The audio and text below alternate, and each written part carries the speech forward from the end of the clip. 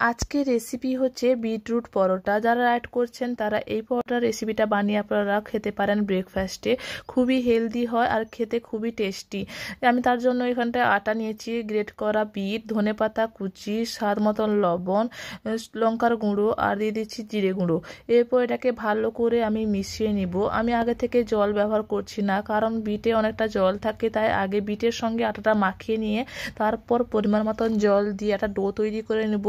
আর এটা দেখতেও খুবই সুন্দর লাগে, কারণ বিটের কালারটার জন্য পুরো পরোটার কালারটাই পুরো চেঞ্জ হয়ে যায়, পিঙ্ক পিঙ্ক কালার হয়ে যায় পরোটার কালারটা। আর এই পরোটাটা খুবই টেস্টি লাগে খেতে। আমি আপনাদেরকে বলছি একবার বানিয়ে দেখবেন, খেতে খুবই টেস্টি লাগে আর এটা খুবই হেলদি। আপনারা এইভাবে বানিয়ে নেবেন। আমি গোল করে নিয়েছি, এইভাবে মাখানোর পর ডোটা তৈরি করে নেওয়ার পর এইভাবে গোল করে নিয়ে আমি বেলে নিব। শুকনো আটা নিয়েছি, শুকনো আটার সাহায্যে হাতে একটু স্প্রেস করে আমি বেলুনি দিয়ে ভালো করে গোল করে বেলে নেব।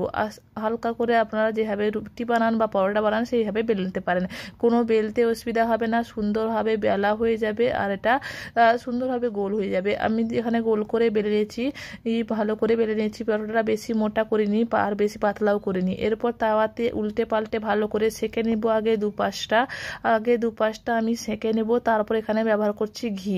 আপনারা এখানে রিফাইন অয়েল ব্যবহার করতে পারেন, কিন্তু আমি এটা হেলদি পরোটা বানাচ্ছি তাই এখানটায় ঘি ব্যবহার করেছি। আর ঘিটা দুপাশে অল্প অল্প করে লাগিয়ে নিব, তাহলে আমাদের তৈরি হয়ে যাবে বিটরুট পরোটা। আর এই পরোটাটা ঘি দিয়ে খুবই টেস্টি লাগে, তেলের থেকেও ঘি দিয়ে খুবই ভালো লাগে। দেখুন কত সুন্দরভাবে আমাদের পরোটা তৈরি হয়ে গেল। আর ভিডিওটা যদি আপনাদের ভালো লাগে লাইক শেয়ার করে দেবেন, আর আমার চ্যানেলে প্রথম হলে সাবস্ক্রাইব করে দেবেন। Thank you.